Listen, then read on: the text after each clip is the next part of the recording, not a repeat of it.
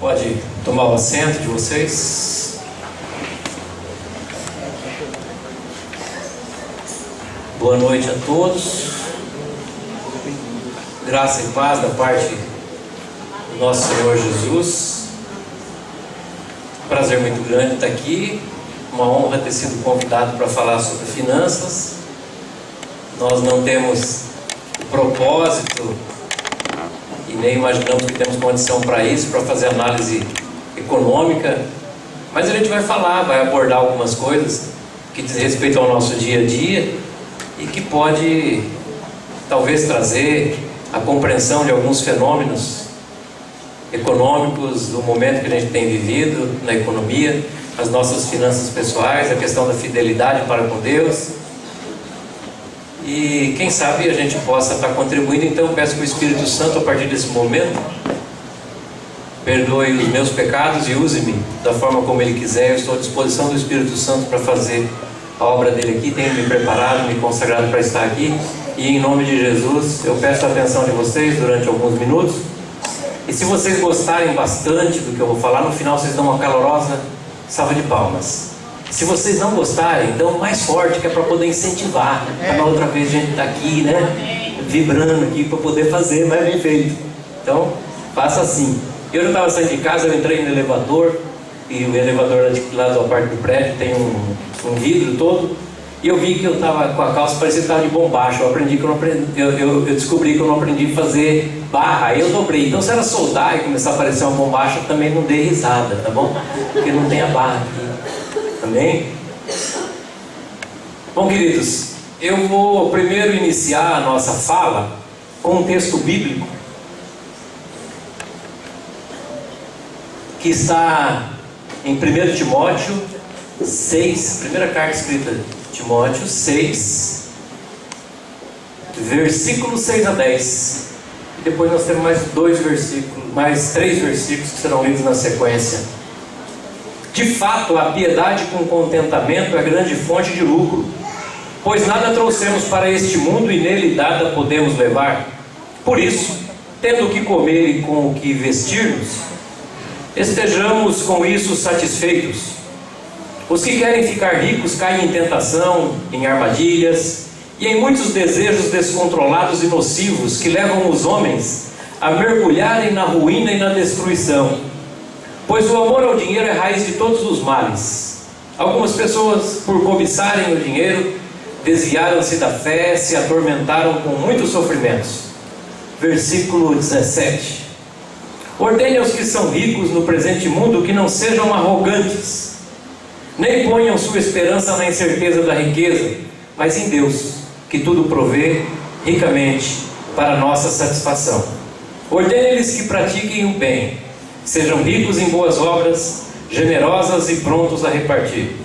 Dessa forma, eles acumularão um tesouro para si mesmo, um firme fundamento para a era que há de vir, e assim alcançarão a verdadeira vida. Nós vamos perceber que a Bíblia Sagrada, ela dedica 215 versículos para falar sobre fé. 218 versículos para tratar do tema salvação. E nada mais, nada menos que 2084 versículos para tratar de dinheiro ou algo relacionado com finanças. 215 sobre fé, 218 sobre salvação, 2084 para falar de algo relacionado com as finanças. Por que fala-se tanto em finanças na Bíblia? Por que tem que ter esse cuidado? Porque o dinheiro, ele tem sido uma fonte de muitas destruições. O dinheiro tem sido uma tentação muito grande. Talvez a maior das tentações para o homem é o dinheiro, e talvez por isso a Bíblia fala tanto sobre finanças. Talvez essa é a necessidade de nós entendermos um pouco mais a respeito do dinheiro.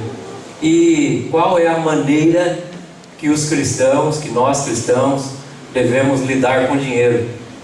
A influência do dinheiro na nossa vida tem nos tirado da presença de Deus, tem tirado a nossa tranquilidade espiritual, E isso é quase que rotina. E às vezes nós não temos percebido que isso vem acontecendo, porque nós estamos influenciados por um mundo e pela cultura do mundo ocidental mais propriamente. E o Brasil passa por um momento que ainda faz com que isso se manifeste cada vez mais. A necessidade de ter dinheiro, a necessidade de buscar dinheiro, de encontrar a segurança nos nossos saldos da conta corrente, de encontrar felicidade nas coisas, uma busca demasiada por ter coisas, por encontrar felicidade em algo. E isso fez com que o mundo fosse coisificado. Nós estamos falando de coisificação. Um mundo que está sendo sustentado pelas coisas. Nós não somos mais pessoas, nós somos aquilo que nós possuímos. É a nossa marca de camisa. Se for dudalina, você se coloca numa determinada faixa de relacionamentos. Você não conversa mais com as pessoas, você conversa com os objetos. É o meu relógio que conversa com o relógio do Josvaldo. É a minha bolsa que conversa com a bolsa da minha amiga. É o meu anel que conversa com o anel da outra amiga. E as relações se estabelecem assim, através de coisas. Nós começamos a valer aquilo que as coisas mostram que nós valemos. Então o mundo criou, para atender essa necessidade, um sistema de produção de coisas.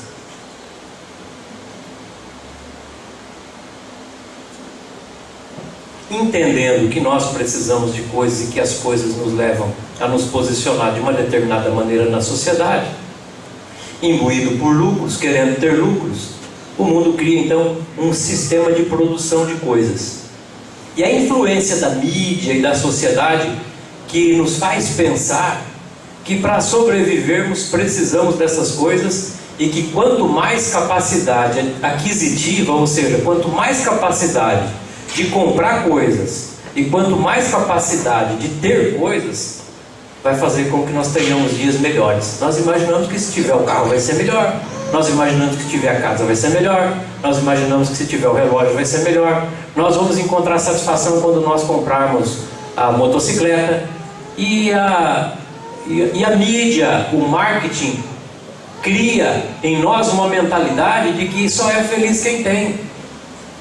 Você vê propaganda de pessoas que vão fazer suas férias, a CVC anunciando férias em Porto Seguro, 12 vezes de 122, e em letrinha bem pequenininha escrito assim, partindo de São Paulo, ou então a partir de. E você vê aquelas pessoas sorrindo nas férias em Salvador, o namorado com a namorada, ele sarado, ela linda, maravilhosa, o cabelo esvoaçante, e você fala: é isso que eu preciso para ser feliz, né? Preciso ser sarado, uma mulher bonita e férias em Salvador. E você vai e compra a passagem, paga em 12 vezes, fica 7 dias passeando e 12 meses pagando tal da viagem que a mídia colocou na tua cabeça que tem que trazer felicidade. E é assim que nós estamos vivendo, uma sociedade de consumo, levada pelo espírito da coisificação. E por isso nós não somos vistos como pessoas, mas nós somos vistos como um mercado. Quem é o Ariel? Quem é o Luiz? Quem é o André? Qual é o potencial? O que ele tem para que eu possa vender? Quanto ele tem no bolso? Nós somos vistos por esse mercado de consumo como pessoas com potencial para dar lucro.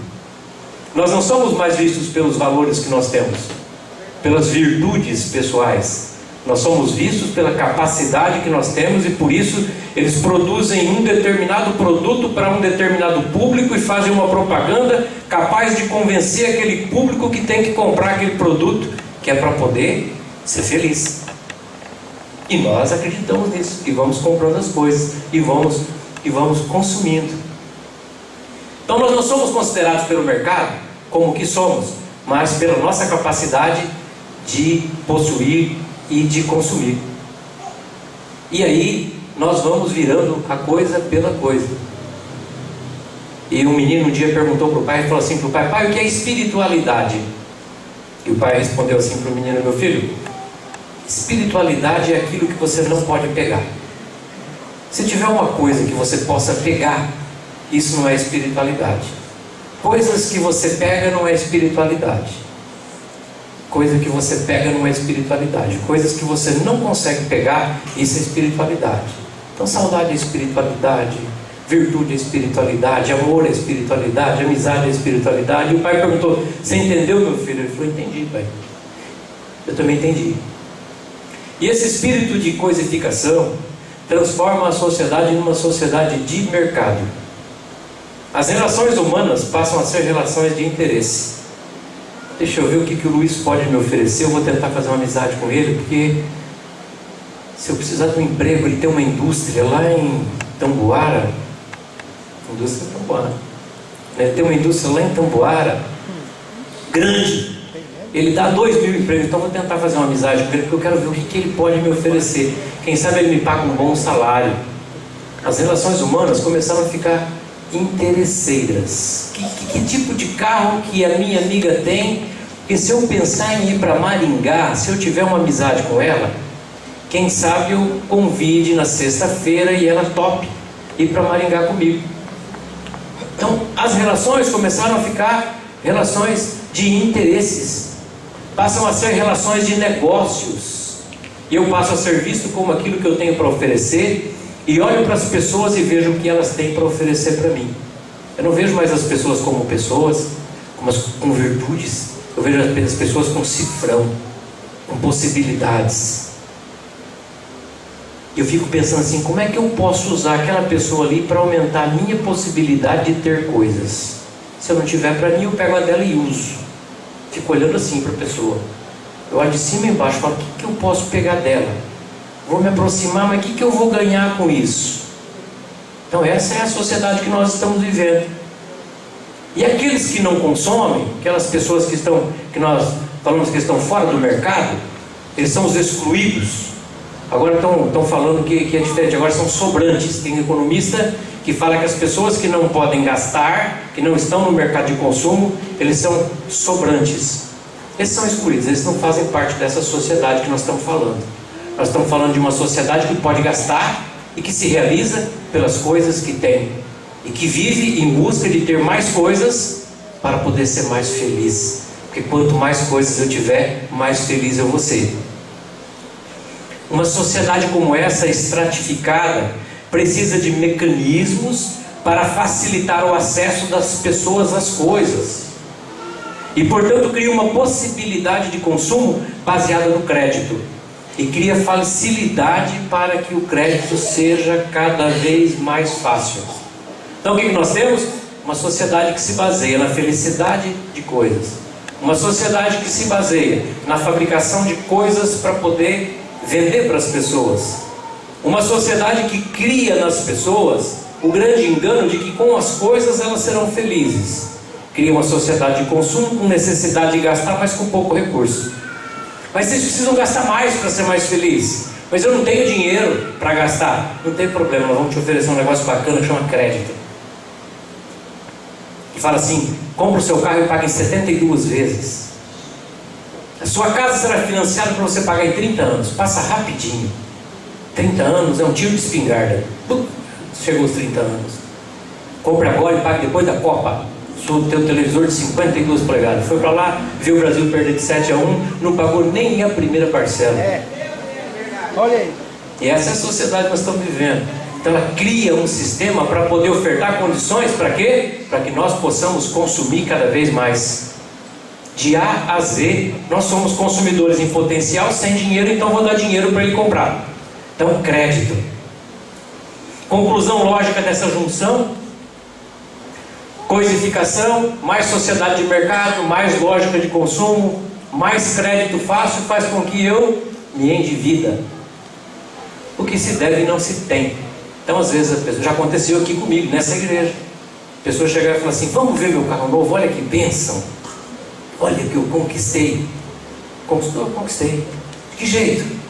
Rapaz, me aprovaram o crédito, financiei em 48 vezes.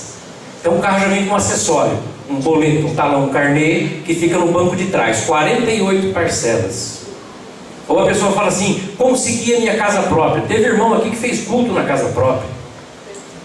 Não tinha dinheiro para pagar a primeira parcela. Só porque foi aberto para ele uma condição de crédito. Ele negociou a primeira parcela, daí 3 meses ele perdeu o dinheiro que ele tinha feito para fazer a documentação. Falta do quê? De analisar a situação. Porque nós fomos educados para entender que nós precisamos consumir. E que se der crédito, tá bom. Dando crédito para nós vamos ter tudo aquilo que nós precisamos. Então com isso aí, está tudo ótimo, perfeito. E a pessoa tem que lembrar que o carro que ela financiou e que a casa que ela tem financiada não é dela. Isso se chama contrato resolúvel na nossa linguagem jurídica. Você compra alguma coisa, se compromete a pagar e fica na posse do bem. Você não é proprietário do carro nem proprietário da casa. Você fica na posse do bem e se você pagar todas as parcelas conforme combinado, o contrato se resolve em seu favor. Por isso ele é resolúvel. Se você não pagar no prazo combinado, o contrato se resolve em favor do proprietário, que é o banco, o agente financeiro. Você então só é possuidor do bem durante aquele tempo. Ok. Então você vai passar 30 anos sem ser proprietário da casa. Você só vai ser proprietário da casa depois dos 30 anos. E nessa sociedade de consumo, sabe quem que a gente fala que é a pessoa que é bom, que tem patrimônio? É aquele que tem crédito. O Walt Disney, no começo da carreira dele, perguntaram para ele assim: o senhor se considera um homem de sucesso? Ele falou: me considero. Por quê? Porque eu devo $1 milhão. $1 milhão, o senhor deve? Devo. E por isso eu sou um homem de sucesso. Sabe por quê? Porque eu tenho crédito. Quem é o homem que consegue crédito de $1 milhão se não for analisar a conta dele e não perceber condições de fazer pagamento do débito dele? Isso a gente chama na economia de capacidade de endividamento. Quando eu vou no banco e peço um empréstimo, eles analisam a minha capacidade de endividamento. Por isso que pede o olerite. Pede teu olerite para saber se você ganha R$2.000, paga mais 1.000. Tem um negócio chamado CISPA-100, Sistema do Banco Central. Todos os bancos estão interligados. Se você dever no Banco Itaú, você vai saber, para que você consultar lá no Santander, que o Santander vai saber quanto você deve no Itaú. Vai falar: bom, já deve 500, mais 300, mais 200, 1.000. Vou emprestar 10 mil para ela pagar uma parcela de 1.000, ela não vai conseguir pagar. Mas o Walt Disney falava assim: ó, sucesso para quem deve. E quando eu era menino, meu pai também dizia: olha, homem que não deve não tem nada, viu? Quem nunca deveu nunca possuiu nada, não consegue comprar. Talvez essa lógica matemática valesse para a época da inflação, onde você comprava para pagar com prazo, quando chegava o dia de pagar, a inflação tinha desvalorizado a moeda, o teu dinheiro conseguia pagar e sobrava dinheiro. Eu ganhei dinheiro na época da inflação. Eu vivi pouco tempo na época da inflação. Mas tive sorte, desde menininho eu era um bom negociante, né? Comecei com 6 anos a fazer negócio. Então, quando chegou a época de 1995, que acabou a inflação, eu já estava bem em situação, eu tinha feito alguns negócios. Então, na época da inflação, essa lógica valia, hoje não vale mais. Você compra e paga juro, todo juro que você pagar é ruim. O juro de mercado hoje, nem com maconha irrigada. Se você irrigar maconha para vender, não dá para pagar o juro de mercado hoje. Juro do cartão de crédito de 9,5, 7,9. Juro do teu limite de 8,9, 8,5 ao mês. Isso é um suicídio financeiro para qualquer um. Mas a nossa sociedade criou essa ideia de que um sujeito bem sucedido é um cara que tem dívida e uma dívida muito grande. E se o mercado financeiro confia em mim, então eu posso comprar o que eu quiser, posso me satisfazer com vários bens, os quais melhoram o meu conforto, a minha capacidade de felicidade. E essa é a sociedade que nós construímos. Em resumo, somos uma sociedade de consumo que se vale dos bens que tem, que se realiza pela aquisição de bens, que dispõe de crédito fácil, e por isso nós somos todos uma geração de devedores. Quase todos devem. Tem uma pesquisa, talvez eu tenha que falar dela mais para frente, que diz que no mês passado 78% das famílias brasileiras estavam endividadas. 78% das famílias brasileiras estavam endividadas. 76,6% dessas famílias estão endividadas com cartão de crédito, o juro mais alto do mercado. Então a gente precisa falar sobre isso, a gente precisa alertar vocês sobre isso. Vocês vão ver depois umas contas aí no final como é que é feito. Mas o problema disso tudo não consiste no sistema de mercado nem que nós construímos ou estamos inseridos. O conflito está no fato de que alguém conseguiu ler o coração do homem, provavelmente o diabo, leu o nosso coração, entrou lá na parte mais íntima nossa e percebeu a nossa incapacidade de abstrair a absoluta necessidade de coisas para a satisfação associada a uma ganância universal. Eu sou o que eu tenho. O diabo descobriu que eu quero mostrar para as pessoas o que eu tenho. E como eu não tenho, o diabo criou o sistema de crédito. E como eu quero mostrar para os outros que eu pareço que eu tenho, eu vou lá e pego o dinheiro e compro aquilo que eu não posso pagar, para mostrar para quem não tem nada a ver com a minha vida e que também não vai me ajudar a pagar. Uma coisa bem interessante isso, né? Compro alguma coisa que eu não posso, usando um crédito que vai ficar muito caro, para mostrar para alguém que eu comprei uma coisa que essa pessoa nem sabe para que eu vou usar, que não tem nada a ver. E as pessoas compram para isso. Teve uma empresária de São Paulo que há 6 anos ela abriu uma empresa e está muito bem. Ela está muito bem. 4 mulheres se associaram e montaram uma empresa de aluguel de bolsa. Elas alugam bolsa da Louis Vuitton por R$380 por semana. Quem não pode comprar uma bolsa de R$6 mil, de R$5 mil, aluga, paga 380, anda com a bolsa a semana inteira. Porque elas disseram o seguinte: a razão de andar com uma bolsa da Louis Vuitton é porque quando você chega, você é melhor percebida. As pessoas vão olhar para você de uma forma diferente. Então, trouxa, paga R$380, anda com a bolsa da Louis Vuitton e mostra quem você não é para quem sequer te conhece. Não tem nada contra a bolsa do Louis Vuitton. Quem tem 6 mil para comprar, compra. Mas comprar para ser, o problema não é ter. O problema é a motivação. Por que eu tenho? Eu tenho para aparecer. E esse sentimento no coração do homem foi descoberto por Satanás e criou toda essa situação. Paulo no texto nos trouxe a possibilidade de entendermos algumas coisas que justificam essa preocupação. Codificação, mercado de consumo, crédito fácil, endividamento. A essa realidade nós damos o nome de dinheiro. Jesus chama isso de mamon. Dinheiro e mamon tem uma diferença. Aquilo que você tem na tua carteira pode ser dinheiro e pode ser mamon. Mamon é o dinheiro elevado à categoria de Deus. Dinheiro elevado à categoria absoluta. Dinheiro multiplicado por dinheiro que dá a mente humana desprovida de discernimento. Isso é mamon. Quando você tem uma cédula na tua carteira que ela manda em você, ela é mamon. Quando você manda naquela cédula que está na tua carteira, isso é dinheiro. Então tem gente que tem dinheiro na carteira, tem gente que tem mamon. Tem gente que tem dinheiro, tem gente que tem um Deus por trás do dinheiro. E como nós, cristãos, nos relacionamos com o dinheiro? Como é que nós devemos fazer? Primeiro ponto: descoisificando a vida. Esse é o sentido da palavra piedade encontrada no texto. Piedade é acreditando que humildade vale mais que bolsa, que virtude vale mais que carro, que caráter vale mais que casa, ou lugares badalados, ou viagens para Porto Seguro. Eu estava numa reunião no ano passado. Eu vou falar aqui, vocês vão pensar que é mitidez, mas não é.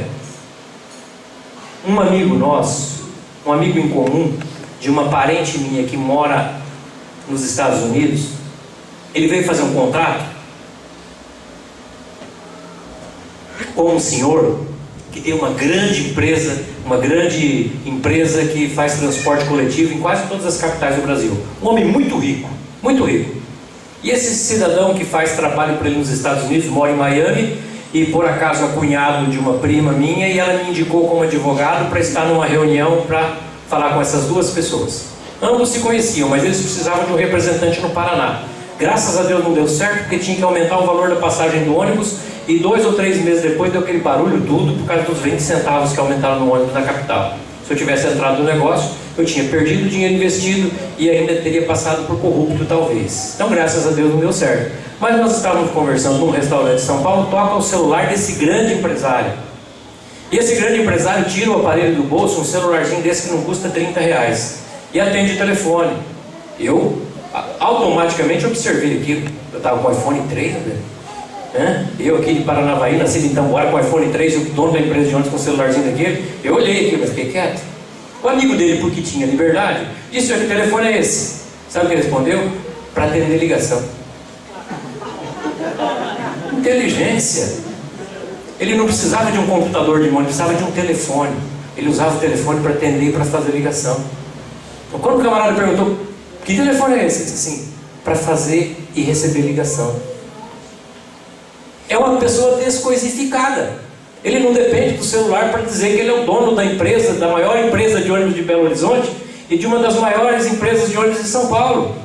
Ele não precisava de se mostrar com aquilo. Um cara totalmente descoisificado. Então nós precisamos dar mais atenção para os nossos valores interiores do que para aquilo que nós mostramos para a sociedade, porque nós estamos enganando nós mesmos nessa sociedade descoisificada. E nós estamos sofrendo por causa disso, pagando caro para ter as coisas que nós às vezes nem necessitamos. Então, piedade, no sentido literal desse texto, é a relação com o divino, com aquilo que extrapola os nossos limites físicos. Por exemplo, a possibilidade de ter amigos. Que coisa mais gostosa do que ter amigos? Encontrar amigo que tenha ou não tenha dinheiro, mas que você sinta nele o calor da amizade. Não te custa nada, e essa possibilidade existe. Essa história da empresa de aluguel de bolsa me deixou meio assustado. A pessoa para alugar alugar um carro, tudo bem, né? Você vai numa festa, leva o teu carro lá, você precisa do carro para se locomover, mas não, alugar uma bolsa da Louis Vuitton, pagar R$380 para dizer que tem uma bolsa. Portanto, a piedade nesse texto, meus irmãos, quer dizer que eu valorizo mais as coisas que não se pegam do que as coisas que se pegam. Se você é uma pessoa que valoriza mais as coisas que se pega, você não é uma pessoa piedosa, porque piedade aqui não tem nada a ver com dó, comiseração. Piedade aqui tem a ver com a tua relação com o divino. O que você valoriza? Se eu valorizo mais a minha relação com Deus do que as coisas que eu tenho ou posso ter ou que o dinheiro possa comprar, isso é piedade. E um dia o meu sócio tem esse costume, ele sempre fala isso. Ele diz assim: Luiz, problema que se resolve com dinheiro não é problema. Verdade. Problema que se resolve com dinheiro não é problema, porque a solução é o dinheiro. E tem muitas pessoas que têm dinheiro e não conseguem resolver os seus problemas, porque tem problemas que você não resolve com dinheiro. Quando você perde um ente querido, quando você tem uma grave doença, você pode até abreviar talvez o sofrimento, você pode talvez diminuir alguma coisa. Talvez quem não tenha dinheiro no momento de doença sofra muito mais do que o outro, pela comodidade, pelo transporte, pelo médico, pelo hospital, enfim. Mas só que o dinheiro não resolve o problema. Então o problema que se resolve com o dinheiro não é problema. Então piedade é o espírito de descoisificar a vida. Aquele homem da empresa de ônibus, ele era um homem piedoso. É a virtude em saber ter nada e a virtude em saber ter tudo. Continuar sendo quem eu sou, mesmo que amanhã eu fique rico. E continuar sendo quem eu sou, mesmo que hoje eu seja rico e amanhã eu fique pobre. E essa é a pior parte. Tem muita gente que consegue de pobre pular para rico e continuar sendo a mesma coisa. Agora de rico pular para pobre e continuar sendo a mesma coisa é difícil. É mais difícil, pode acreditar. O cara abaixa a cabeça, ele não é mais ele. Por quê? Porque a vida dele estava baseada nas coisas que ele tinha. Concorda? Se a vida estava baseada nas coisas que ele tinha, ele começa a viver de uma forma diferente, ele deixa de ser ele mesmo. Quem sou eu na minha essência não pode depender do que eu tenho. Eu não posso mudar a minha essência pelas coisas que eu tenho ou deixo de ter.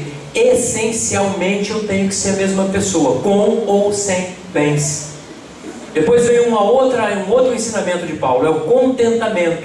Diz assim a palavra: pois nada trouxemos para este mundo e dele nada podemos levar. Por isso, tendo o que comer e com o que vestir-nos, estejamos com isso satisfeitos. Essa palavra, ao mesmo tempo que ela pode gerar uma acomodação, ela vai gerar mais para frente um profundo espírito de inquietação. Porque dá a impressão que ela desanima a gente a trabalhar. Pô, você tem o que comer, o que vestir, você quer mais o quê? Não precisa de mais nada. Então nós estamos numa sociedade que precisa progredir, nós queremos mudar a nossa vida, então vou ficar contente agora só em comer e investir? Não posso pensar nisso. Mas o que diz a palavra aqui profundamente é que nós devemos desfrutar o que temos ao invés de vivermos consumidos por desejos. A palavra está dizendo o seguinte: Se você tem alguma coisa, use esse pouco que você tem para a tua satisfação, ao invés de ficar perdendo tempo olhando o que o outro tem, sonhando que um dia você vai ter e você nunca vai desfrutar aquilo que você não vai ter. Não perca teu tempo com as coisas que você não tem. Aproveite o teu tempo com as coisas que você tem e naturalmente continue no seu processo de trabalho, que as coisas que você merece ter você vai conquistar. É isso que a palavra está dizendo. Você não precisa ficar perturbado porque os outros têm e você não tem. Você tem que viver bem, da melhor maneira possível, com as coisas que você tem. E naturalmente, nesse processo, você vai conseguir, você vai conquistar outras coisas. E quem não aprende a viver com o que tem, com contentamento, acaba tendo que viver com frustrações, com sofrimento. E o oposto do contentamento é a satisfação e a cobiça. É o olhar constante para o que eu não tenho e gostaria de ter, ao invés de desfrutar aquilo que eu tenho. Mas se eu ficar contente com o que eu tenho, eu acomodo. A palavra diz isso. Será que se você ficar contente com o que você tem, você vai se acomodar? Não, então não acomode não. Fique inquieto mesmo, sabe? Continue aí, tirando da sua boca, para você ser um grande empreendedor. Continue com os teus projetos mirabolantes e deixando de aproveitar as coisas mais simples da vida, que não tem preço e tem valor. Continue trabalhando todos os domingos e vendo os seus filhos somente à noite, na hora que eles estão dormindo. E você vai ser o homem mais rico do cemitério.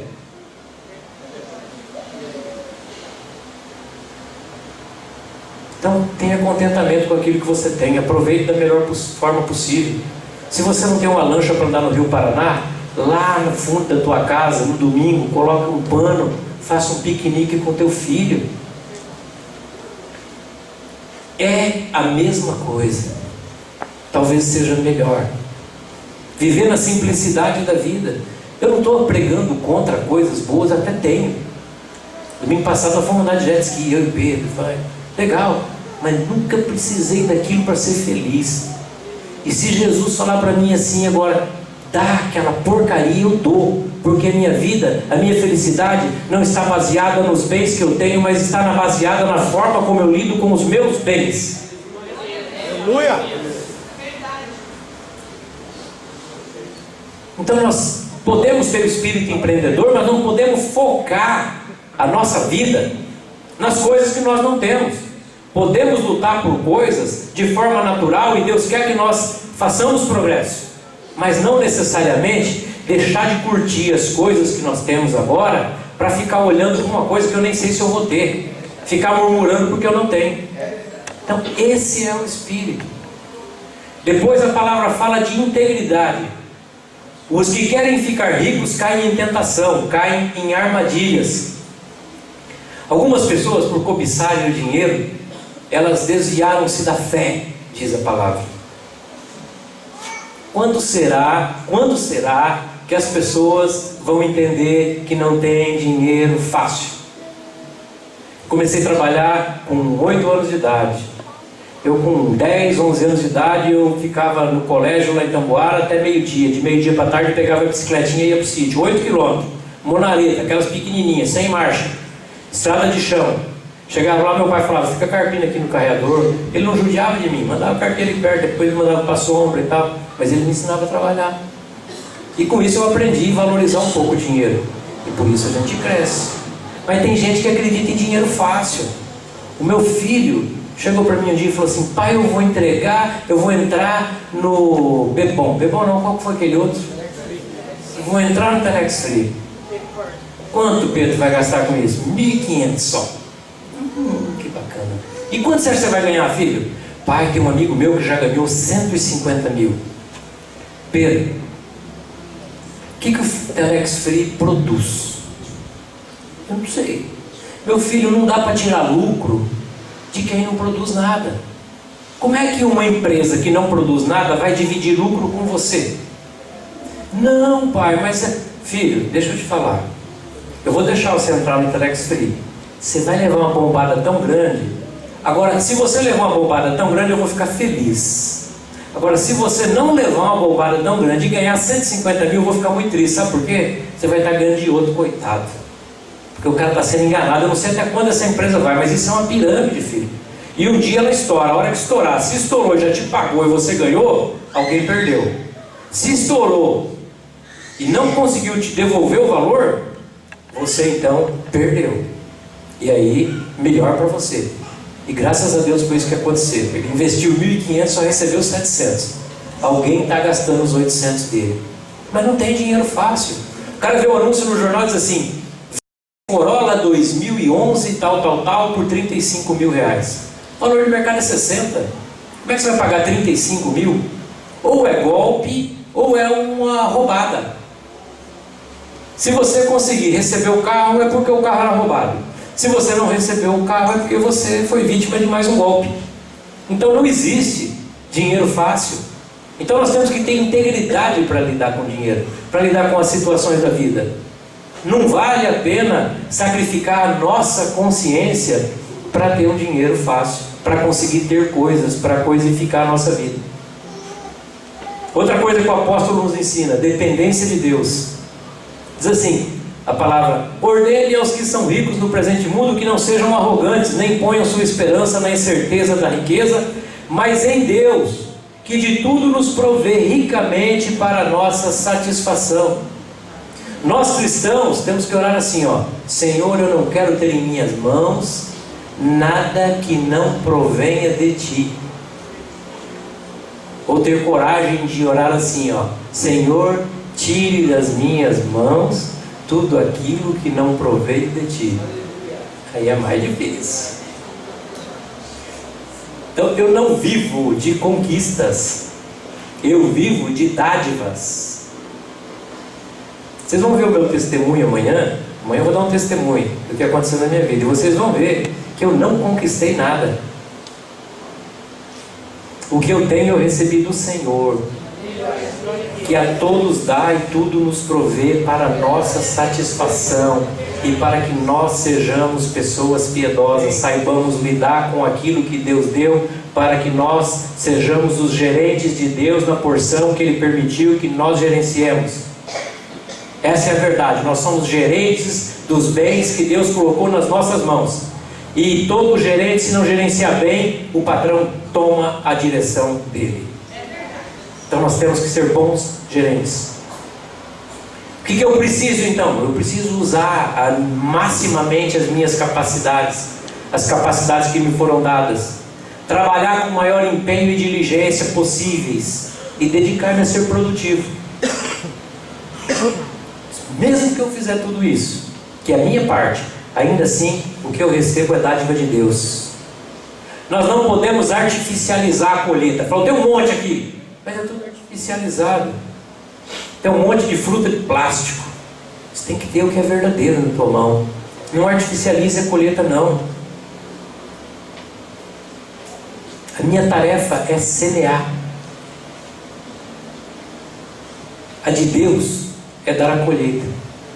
Nós semeamos, Deus dá a colheita. É dádiva. É dádiva de Deus. O que nós recebemos é de Deus. Porque mesmo que eu bote a minha semente, se Deus não quiser dar colheita, Ele não dá a colheita e acabou. Então não basta eu trabalhar, não basta eu plantar. Se não vier a colheita, qual é o resultado dessa colheita? Aí vão dizer assim, mas você não trabalhou? Trabalhei. Você não plantou? Plantei. E cadê a colheita? Não veio. Então a colheita, quando vem, não vem pelos nossos méritos, vem pela dádiva de Deus. Então nós precisamos semear e não comer todas as sementes. Se eu como todas as sementes, como é que eu vou semear? Então eu preciso receber a semente e semear.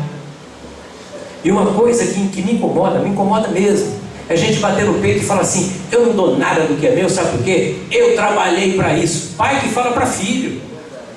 Tem pai que bate no peito e fala, eu trabalhei muito, eu ralei para conquistar as coisas que eu tenho, não vou dar na mão de vagabundo. Trabalhou, mas foi Deus que te deu. Eu tenho amigos que trabalharam muito mais do que eu e não conquistaram as coisas que eu conquistei. Imagina um cidadão que pega um ônibus em São Paulo, um transporte público degradante, viaja 2 horas e meia para chegar numa metalúrgica, trabalha perto de um forno de não sei quantos graus, volta para casa à noite, chega 9 horas da noite em casa, a criançada está dormindo, ele não trabalhou? E por que ele não foi abençoado? Esse trabalho gera riqueza, porque é a dádiva de Deus que veio sobre a minha vida. Aí o cara fala assim, pera aí, ele é burro. O trabalhador não é burro, é inteligente. Eu conheço cientista do direito. Tem 3 alunos meus aqui, 3 que foram meus alunos. Eles tiveram aula com o Pio, Marcos Catalã, inteligentíssimo, deu uma palestra essa semana aqui na faculdade. O cara é um cientista do direito. Não tem a bênção da prosperidade. Muito mais inteligente que eu. Se você falar com ele, ele fala sobre autores alemães, autores uruguaios de livro e fala a página que o cara escreveu. Tem uma memória fotográfica fantástica. Tem gente que trabalha mais, tem gente que é mais inteligente e não recebeu. Então o que é isso? É a dádiva de Deus. É a vontade de Deus transferir para a gente riqueza para a gente poder administrar alguma coisa. Agora eu vou falar que eu sou bom? Não, eu trabalhei. Fui honesto? Fui. Tive preguiça? Nunca tive preguiça. No começo da minha vida de advogado, eu trabalhava até 3 horas da manhã, quase todos os dias. Conduzíamos quase 3.000 processos, em 2. Então eu trabalhei muito. Mas vou falar que isso é fruto do meu trabalho, se não fosse a bênção de Deus sobre a minha vida, é injustiça se eu fizer isso com Deus. Se Deus quiser te abençoar um dia, Ele vai te abençoar. E pode fazer de uma hora para outra. De que jeito que Deus vai me abençoar de uma hora para outra? Vai fazer eu ganhar na loteria? Não, a gente não precisa jogar na loteria. Deus vai te dar uma ideia. Tem um cidadão americano que com 18 anos ele criou uma marca de camiseta chamada Atitude. Com 23 anos ele tinha independência financeira dele. Tinha conquistado não sei quantos milhões de dólares com uma marca de camiseta que ele inventou. O pessoal costurava a camiseta e ele vendia. E com essa marca, que virou uma das marcas mais importantes dos Estados Unidos de camiseta, ele ficou rico. Foi uma ideia. Deus fez nascer uma ideia na cabeça dele e ele ficou rico. Tudo que temos pode ir embora num instante. O Senhor dá, o Senhor leva, é dele. Está só confiado nas nossas mãos. Então nós precisamos ter ambição? Precisamos. Mas precisamos entender a razão da ambição que temos. Ela precisa ser motivo pela vontade de ter mais para transferir. Se nós queremos progredir, nós precisamos estar motivados a ter um progresso para transferir para os outros. Porque se nós temos o que vestir e o que comer, à nossa volta existem milhares de pessoas sem possibilidade de vestir, sem possibilidade de comer. Então nós precisamos prosperar para que nós possamos abençoar pessoas. Ei, quando você for abrir a carteira, não deixa os 50 falar com você. Como eu falei na palavra de oferta ontem, você pega, tem 2 modos e o dinheiro fala com você. Eu entendia que dinheiro era elemento neutro, não é elemento neutro. Dinheiro fala com a gente. O dinheiro fala assim, não dá, vai faltar. Ou então quando ele está no lugar ele fala assim, pega, me pega. Pega eu, leva eu, deixa que eu seja seu. Ele fala com a gente, ele fica olhando. Aí você abre a carteira, você vai dar a de 50 na oferta, ele fala, oi, a pizza. O dinheiro fala, ele não é neutro não. Se ele cair aqui, termina o culto, alguém vem aqui para tirar os negócios, pisa em cima, olha do lado. Agora cai esse copinho aqui para ver se alguém vai pegar. O copinho é neutro, mas o dinheiro não, o dinheiro fala com a gente. O dinheiro é um bicho perigoso. O dinheiro, ele fala assim para você, não dá, não vai faltar, pai. Tem aquela prestação, ele não abençoa ele não, ele é vagabundo. Ele não tem porque ele não trabalhou. Se ele tivesse trabalhado, ele tinha. O dinheiro fala isso com a gente. Fala. O dinheiro não é neutro não. O dinheiro, ele tem um negócio lá atrás que eu não sei quem que criou ele não. O que precisamos construir em nós é algo que responda a seguinte pergunta: como é que eu posso gerar riqueza de uma forma crescente, com o Espírito querendo também de uma forma crescente repartir riqueza? O que eu vou fazer com a minha riqueza? O que eu quero? Eu quero ter mais riqueza para eu ter mais vontade de ajudar mais pessoas. Aí é bacana. Por que eu quero gerar riqueza? Porque Deus está me potencializando para isso. Eu tenho capacidade, eu tenho trabalho, então eu consigo mais coisas e abençoo mais pessoas. Ótimo isso. Então, se Deus chegasse para mim hoje, e quando eu fui montar essa pregação, essa palestra, essa conversa com vocês, eu levei cada bordoada, porque essa pregação veio para mim. Veio para mim. Porque se Deus chegasse para mim hoje, e porque talvez por causa da atitude de outro dia, que eu e a Paula compramos um carro usado, o pastor Marco, todo mundo está falando, ai que coração bom, ai que homem bonzinho. Isso aqui. Não, dá para fazer mais. Sabe, eu sou o próximo. Amém. Amém.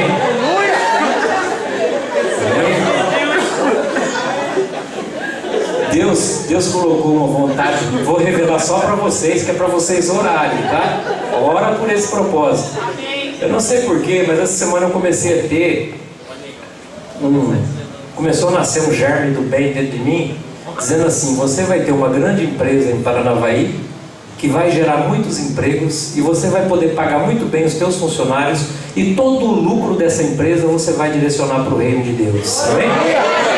Glória a Deus! Aleluia! Pode mandar, Deus. Manda. É desse jeito. Então, se Deus chegasse para mim hoje e falasse assim: Luiz, oi não, senhor, você aprendeu a lidar com esse negócio aí de dinheiro? Eu vou dizer para ele: Senhor, tenho tentado, mas aqui dentro desse peito, aqui dentro dessa cabeça, tem um dragão chamado Mamon, ô fera para domar, Deus. Ele fala: mas você entendeu o que eu falei para você? Eu vou dizer para ele assim: entendi, mas ainda não estou conseguindo fazer. Então o Senhor me ajuda a fazer melhor, porque eu estou precisando fazer melhor. Obrigado por ter confiado em mim, mas confia mais um pouquinho, eu preciso fazer melhor. Então é com esse espírito que nós precisamos lidar com dinheiro. E agora eu vou passar por uma parte técnica. E o dinheiro fala com a gente, o diabo fala com a gente através do dinheiro, né? Ele fica sugerindo para você assim: não faça mais não, já fez, tá bom, já deu o carro para o pastor Marcos, dá para o Josualdo não. Tá amarrado. Então nós vamos passar por uma parte técnica agora, pode trocar. Como devo fazer para ser milionário e ter uma boa aposentadoria? O que eu preciso fazer? Já que essa parte técnica eu acho que é preciso trazer para vocês. Nós estamos num sistema previdenciário aqui no Brasil que nós daqui a pouco não vamos ter condição mais de pagar os aposentados. Para você ter uma ideia, o maior déficit brasileiro está na Previdência Social. Então você vai dizer assim para mim: eu estou contribuindo para a Previdência, não vou me aposentar? Talvez consiga aposentar, mas provavelmente dentro de no máximo 10 anos ninguém vai receber mais do que um salário mínimo de aposentadoria, mesmo que você contribua mais. É provável, é provável. Esse é o sistema. Por que a nossa economia hoje está numa recessão terrível? Porque há 6 anos atrás, mais ou menos, o governo queria incentivar o consumo para dizer que o governo da Dilma estava em crescente, e pegou pessoas que ganham R$1.000 e pegou e falou assim: toma 100 mil para você comprar a tua casa própria. Então você ganhava R$1.000, pega 100 mil, que quanto você vai gastar aquele mês? 101. Você vai comprar casa, você vai construir, então naquele mês você gastou 101. Imagina quantas pessoas pegaram o dinheiro e foram para o mercado consumir e gastaram esse dinheiro nesses 5, 6 anos de festa de crédito. E agora começa o momento de pagar. Quem ganhava 1.000, que estava com 1.000 no mercado, começa a ter só 700, porque 300 tem que pagar da prestação da casa. Ele vai buscar mais dinheiro no mercado, mas ele não tem capacidade de endividamento. O que está acontecendo agora? Nós estamos entrando numa recessão. Endividamento gera recessão, recessão gera desemprego, desemprego caos. Então nós somos filhos de Deus, nós estamos protegidos, fique tranquilo. Mas o mundo está perdido. O cenário não é legal. O cenário lá fora, o cenário econômico não é bacana. Então nós vamos ter problema. Então nós precisamos nos programar. E eu quero ser milionário ou eu quero me aposentar bem? Do que eu dependo? Eu dependo primeiro de saber que renda eu preciso ter quando eu me aposentar. Por quanto eu vou viver depois de aposentado? Nós temos uma linha de ascensão na nossa profissão. Então nós vamos dos 20 anos até os 45, 50 numa linha de ascensão, sempre ganhando mais, porque nós vamos nos tornando melhores profissionais e gastando menos, porque nós temos menos necessidades. Quando nós chegamos aos 50 anos, nós começamos a declinar, começamos a produzir menos, temos menos energia para o trabalho e começamos a usar mais medicamento e tal, então nós começamos a uma distância entre aquilo que a gente ganha e aquilo que a gente gasta. Por isso a gente precisa ter reserva para o futuro, tá bom? Então, depende de que renda eu quero ter, quando eu desejo me aposentar, durante quanto tempo eu desejo receber a minha aposentadoria. E aí eu pergunto, até quando viveremos? Quando devo começar meu regime financeiro? Bom, em 1940, um homem brasileiro vivia em média 40 anos de idade. 1940. Então a Previdência nem aposentava ninguém. Com 40 o cara já morria. Essa era a média de vida do brasileiro. Em 2010, a média passou para 73,6 anos. 2020, a média de vida vai ser de 80 a 82 anos. Isso considerando que o maior número de mortes em acidentes de trânsito, mortes violentas nas grandes cidades se dão com jovens de 16 a 25 anos. Então esses cidadãozinhos que estão morrendo estão baixando a média, mas hoje nós temos 250 mil brasileiros com mais de 100 anos de idade. Então vão ter que viver muito tempo, vão comer muito tempo da aposentadoria, né? Então nós podemos projetar isso. Então eu preciso saber quanto eu preciso contribuir para saber quando que eu preciso começar a receber a minha aposentadoria própria. Eu não estou falando do INSS, estou falando da nossa aposentadoria que nós vamos formar particularmente na nossa casa e saber até quando eu vou viver para saber se o meu dinheiro dá até lá. Então tem que fazer uma conta mais ou menos assim. Os 4 grandes erros das pessoas sem dinheiro. Primeiro, desprezam os pequenos valores. Depois, descaso por uma boa negociação. Depois, ausência de percepção financeira. E depois, não sabe onde quer chegar. Desprezo de pequenos valores. Você vai na padaria, compra o pãezinho, entrega uma nota de 2, quanto deu? 1,90. Ela pede te dar uma bala, você aceita. 10 centavos. 10 centavos corresponde a 5% do investimento que você fez em pãezinhos. Se no Jornal Nacional do dia anterior falasse que o pão subiu 5%, você ficava aterrorizado. Xingava todo mundo. Mas você chega para o padeiro e deixa 5% do teu investimento lá em troca de uma bala. Eu trouxe esse cinto, eu vim com esse cinto providencialmente. Eu vi esse cinto numa loja aqui de Paranavaí e gostei porque eu queria um cinto largo. Não foi na tua loja. Gostei, eu queria um cinto mais largo. Cheguei para a moça que estava me atendendo e disse assim, deixa eu ver aquele cinto ali. Aí eu olhei, R$160? Você está louca? Ela pegou e falou assim, é da Aramis. Eu falei, não, é da loja, vai ser meu. Aramis não eu quero para mim, não quero para Aramis, quero para mim. Quanto que você faz para mim esse cinto aqui? Eu quero usar ele. Aí a moça falou assim, 160. Não, vou levar, você está louca? É o preço de um boi, quase um pedacinho de couro de nada. E você vai querer um preço de um boi? É um ferro e um couro cru. Não é, Aramis? É um pedaço de ferro e um pedaço de couro, R$160. Aí a gerente que estava do lado, já sabe como é que eu sou, porque eu pichincho mesmo, não tem vergonha não. A moça que estava do lado pegou e falou assim, o que é, Luiz? Não, estou querendo comprar esse cinto que eu gostei, mas olha o preço dessa bexiga, R$160. Eu te dou um desconto. Eu falei, mas mesmo que você me dê 30% de desconto, 30% dá 48, 160, 112. Eu tenho que pagar 112 no cinto, eu sou um monte de conta, perceberam, né? Eu vou pagar 112 no cinto. Ele falou assim, não, eu faço um negócio melhor para você. Quanto você faz? Eu falei, 59. De 160 por 59. Aí vai um babaca lá, pede um monte de coisa, coloca tudo na banca, porque a menininha bonitinha que foi atender ele não quer mostrar que ele é pão duro, ele pega e fala, embrulha e faz em 10 vezes. Eu pago à vista, eu pago menos.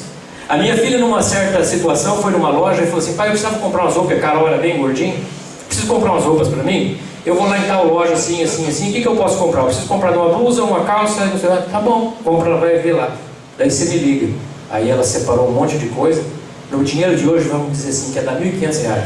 Falou, pai, eu separei isso. O que eu posso comprar? Quanto deu, Carol? Falou, R$1.500. Falei o seguinte, manda 1.000 e compra tudo. Manda 1.000. Aí ela falou para a moça assim, moça, meu pai falou que eu posso levar tudo, mas ele quer que faz por 1.000. Você está louco? Não posso fazer por 1.000. Pode? Pai, ela não faz por 1.000. Então, deixa aí, Carol. Peraí. Aí a moça pegou e falou, não, faz por 1.300. Pai, ela faz por 1.300. Carol, faz não. Faz o seguinte, ó, vira as costas e vai embora. Aí a Carol falou para a mulher pegou o telefone e falou, Luiz, deixa ser miserável, pai. Você está pensando? Ah, pô, a menina veio aqui e gostou da roupa. Pô, que bom que ela gostou. É difícil comprar roupa para Carol. Ela gostou da roupa? Gostou, ela adorou a roupa. Pois é, mas eu não vou pagar isso tudo não. Sabe por quê? Eu estou comprando à vista, querido. Eu vou mandar o dinheiro para você agora.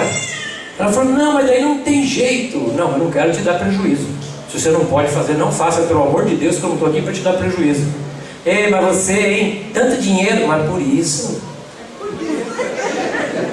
Por isso. Porque eu valorizo o dinheiro que eu ganho. Vamos negociar. É à vista. Você tem margem de lucro para negociar comigo? Tem. Então vamos negociar. Então não despreze não os pequenos valores. No final das contas, a Carol pagou 1.100. Para quem ficou curioso. Não despreze não. Descaso por uma boa negociação. Negocia.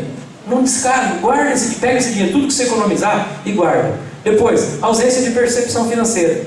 Eu não sei o que eu faço. Se eu compro em 10 vezes. Hoje eu vi no café da manhã, eu estava tomando café junto com o Edgar do Móveis Ibirapuera, passou lá. Sala de jantar, 1980 à vista. Eu falei, ô Edgar, faz uns 5 anos que está o mesmo preço. Ele falou, é verdade. Aí apareceu embaixo, 10 parcelas de 220. Meu irmão, 10 parcelas de 220 é 10%.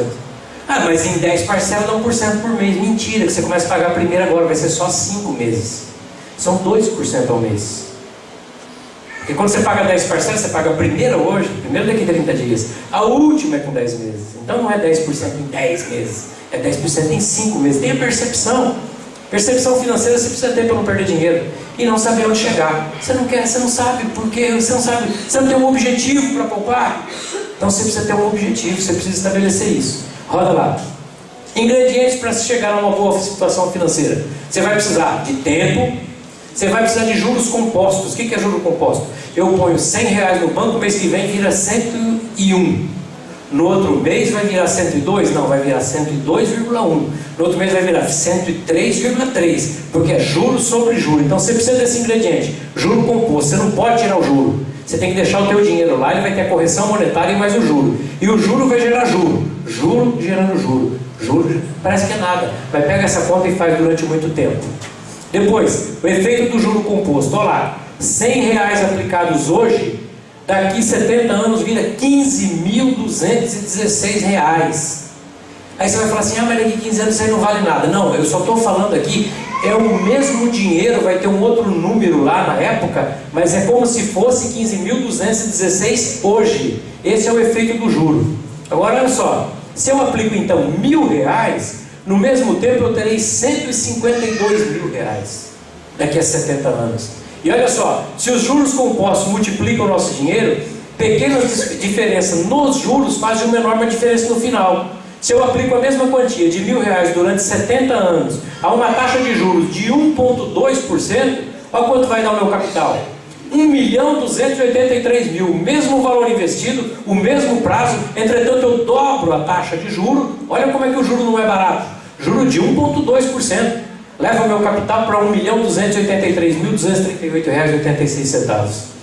Outra coisa que você precisa, decisões inteligentes, bom senso com boas informações. Eu fico ligado no mercado, lê o jornal, ouça o que está acontecendo na economia, qual que é a taxa de juros, a inflação, qual que é a oportunidade, como que eu devo comprar, como é que eu devo gastar. E você precisa, evidentemente, ter algum dinheiro para investir, senão você não vai ter rentabilidade nenhuma.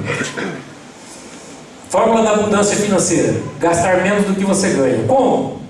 Faça uma planilha dos seus gastos. Hoje existe aplicativo gratuito no celular. Vê uma agendinha, você vai comprar pão, você escreve pão, ele joga lá. Você vai pagar o imposto do carro, ele escreve o imposto do carro, ele joga lá. No final do mês ele vai te dar quanto você ganhou.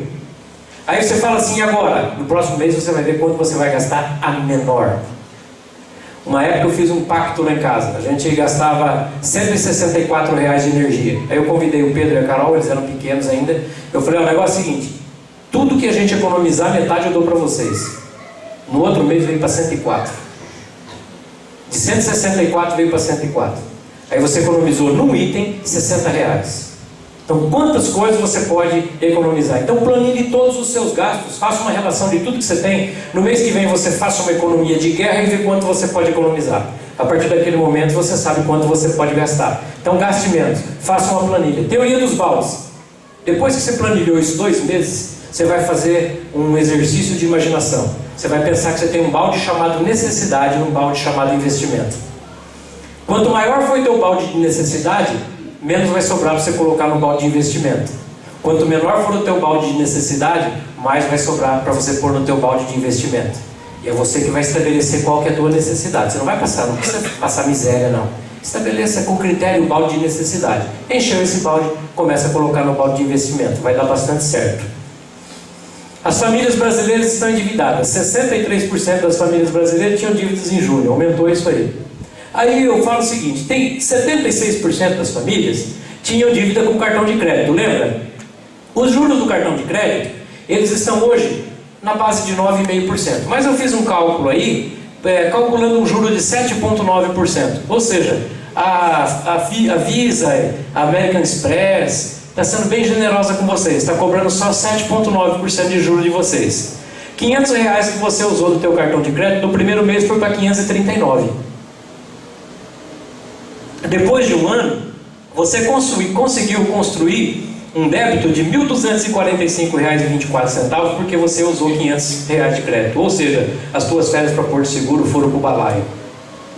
Por causa dos R$500, você vai pagar no final R$ 1.245. Outra coisa, chegou o meu cartão novo do Bradesco outro dia. Parabéns, o cartãozinho, o negócio e tal, o limite aumentou. E aí veio a fatura do cartão de crédito e lá embaixo assim, anuidade, não sei o que lá, 4 parcelas de R$ 99,75. R$400 para eu ter direito de usar um cartão e o dever de pagar juro. R$400, liguei. Falei, moça, eu nunca contratei anuidade do cartão. O ano passado veio e foi passando, eu esqueci e eu paguei 400. Eu não quero pagar R$400 para ter um cartão de crédito. Aí ela disse assim para mim, eu vou dar uma olhada aqui. Olhou lá e tal.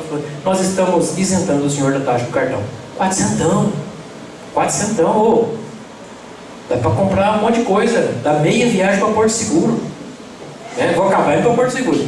Vai dar meia viagem para Porto Seguro. Não é verdade? Então não pode desprezar essas coisas. O endividamento leva a oferta maior de produtos duráveis. Casas, carros, máquinas. Compromete o giro do comércio, causa desemprego e sempre existe um aumento de oferta em relação à procura. Os preços do objeto ofertado tendem a cair. Não se endivide. A dívida que você contraiu hoje destrói o ambiente para que você possa fazer um bom negócio amanhã. Quando está todo mundo endividado, qual que é a tendência? Vender o que eles têm mais barato para pagar a dívida. Quem ganha com isso? Quem tem dinheiro. Não é isso? Eu criei há algum tempo atrás uma conta paralela que é o meu cheque especial. Eu tenho meu limite de cheque especial, não é o banco que dá, eu que dou para mim. Então botei lá uma quantidade de dinheiro. Eu extrapolei os meus gastos, eu vou lá e pego emprestado da minha conta. E aí eu cobro 10% de juros de mim mesmo. Que é para eu ficar com raiva para eu não usar, mas só que eu pago o juro para mim. Eu não pago para o banco. Eu pago para mim. Eu sei, se eu usasse do banco, o banco não ia cobrar? Então eu estou usando do meu que eu reservei e eu me remunero. Fico com raiva que eu cobrei juros de mim mesmo, mas pago para mim. Pelo menos tá bom. Sai no lucro. Então eu tenho o meu cheque especial próprio. O meu cheque especial não é do Bradesco. É do Banco Scarmagnani. Vou lá e saco, quando eu preciso, opa, tenho que devolver. Não descuido. E tem gente que é poupança do filho. Está lá na poupança, aí estoura o pneu do carro e fala, precisa de um pneu do carro. A mulher fala, pelo amor de Deus, não pega na poupança do Juninho. Aí ele fala, não, mas eu preciso. Não pega na poupança do Juninho. Ele vai lá no banco e paga 10% para o banco. Paga 10% para o Juninho. Pega o dinheiro do Juninho, paga o juro para o Juninho. Não custa nada. Então o menino vai ficar feliz. E você também. Plano de enriquecimento. Defina o valor mensal a ser poupado com base na sua real capacidade de poupar. Se eu ganho R$500, eu guardo R$50 por mês, 10%. Se eu ganho R$1.000, eu guardo R$100 por mês. Aí eu tive um aumento muito grande, passei para R$2.000. Quanto eu vou guardar por mês? Cabeça de consumidor. Se eu vivi até o mês passado com 900, por que eu preciso viver com 1.800 agora? Se o mês passado eu ganhei 1.000, consegui guardar 100, por que esse mês eu só vou ganhar 2.000 e só vou guardar 200? Eu elevo o meu padrão de vida para 1.500 e guardo 500. Estou sendo premiado com o meu aumento de renda, mas estou guardando mais 500. Busque constantemente a melhor alternativa de investimentos. Tem poupança CDB, CDI, VGBL, tem um monte de coisa aí para você fazer. Vai lendo sobre isso. Defina a massa crítica desejada para a sua aposentadoria. Massa crítica é a quantidade de patrimônio que você vai ter para produzir para você. Tem uma fase da vida da gente que a gente produz patrimônio. Tem uma fase da vida da gente que o patrimônio produz para a gente. Então, se eu quero ter R$800 de renda, eu tenho que construir um patrimônio de R$120 mil. Eu compro uma casa de R$120 mil, alugada a 0,6%, que é mais ou menos a média que o mercado paga, eu vou ter R$800 de renda. Então eu preciso criar essa massa crítica. Preciso saber quanto eu quero ter de rendimento. Corrija suas aplicações mensais pela inflação. Vou começar a guardar 100 por mês. Esse mês é 100. O mês que vem é 100,35 centavos. No outro mês é 100,70 centavos.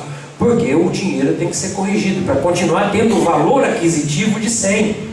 Os juros são outra coisa depois que o banco vai te pagar.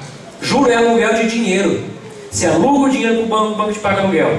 Quando ele te paga o aluguel, ele te paga 0,5, 0,6. Quando você aluga dele, ele paga 8, paga 9. Essa diferença a gente chama de spread. E por isso que o banco fica cada vez mais rico.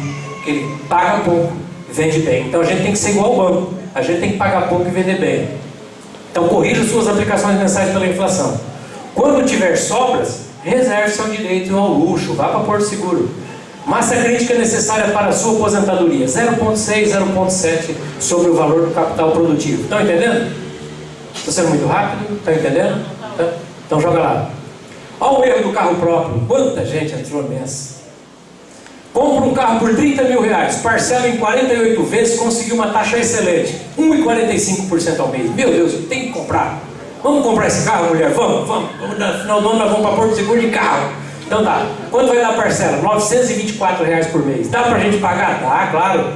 Passados 24 meses, o carro desvalorizou 30%. Paguei 30 no carro, agora ele vale 21. Saldo devedor do financiamento, 22.176. Pagou 2 carros, um para você e o outro para o dono do banco. Você não foi para Porto Seguro, ele vai. Compra uma casa ou aluga uma casa? Então vou comprar uma casa de R$100 mil. Juro, uma pichincha, 1% ao mês. Prazo, 240 meses. Valor da parcela, 1.101,09. Aluguei uma casa. O valor do locativo corresponde a 0,5, 0,6. Calculei 0,6. Então você vai pagar uma casa de 100 mil, aluguel de R$600 por mês. Você vai economizar R$501,09 por mês. Esse valor aplicado durante 20 anos, com uma rentabilidade de 0,6% ao mês, você terá uma poupança daqui a 20 anos de R$267.414, ou seja, você vai comprar 2 casas e meia daquela casa que você comprou financiada por 30 anos. Porque você queria ter uma casa própria, traz segurança, né? E quem tem vontade compra, financia em 30 anos, acredita que vai ficar empregado, acredita no Brasil. É uma questão de fé. Não aproveitar, há erros que você não pode cometer, e eu encerro aqui. Você não pode cometer esses erros. Não aproveitar a alta taxa de juros. Ou seja, se você tem poupança, vai analisar CDB, LCI, LCA, oportunidade de compra. Vou comprar um terreno aqui, agora há pouco o Paulo estava me falando, comprei um terreno não sei onde, paguei 11 parcelas, vendi, ganhei 3 mil no terreno, eu não tinha pago nem 10 mil, vendi por 13. 30% em 10 meses. Alta rentabilidade, quase igual a banco. Vai ficar rico se continuar desse jeito. 5 negocinhos desses que ele acerta na vida dá 15, calculando o juro desses 15 vai para 65. Então você não pode pagar, você não pode deixar de aplicar na melhor remuneração possível. Não pode deixar de ter uma reserva de emergência. A minha reserva, eu vou lá na minha conta do crédito pessoal e uso. Não pode esperar. Crédito não foi feito para usar. A Bíblia fala que é bom ter crédito, né? O bom samaritano deixou o cara na hospedaria e falou: 2 dias está pago, se ficar mais eu pago depois. O cara falou: pode deixar. Então crédito é bom, mas não para usar. Crédito é bom para a gente ter por uma segurança. Quando você usa o crédito para fazer um bom investimento, cuja rentabilidade vai ser maior que o juro que você vai pagar, ou para uma situação de emergência. Não tem jeito, tem que usar o crédito. Então tá bom. Uso o crédito, pago com a maior brevidade possível. Então crédito não pode ser usado a qualquer momento. Eu não tenho. Quanto você tem? Eu tenho 300 mais o cartão. Não, você só tem 300. O cartão não é teu. O cartão, o dinheiro é do banco. Não usa o dinheiro do banco. Considerar carro como investimento. Já foi a época, eu vou investir num carro. Não, você vai comprar um carro, o carro vai acabar, você vai perder dinheiro no carro todo mês. Comprei uma caminhonetinha da Fiat há 18 meses atrás, paguei R$52 mil, fui trocar ela agora.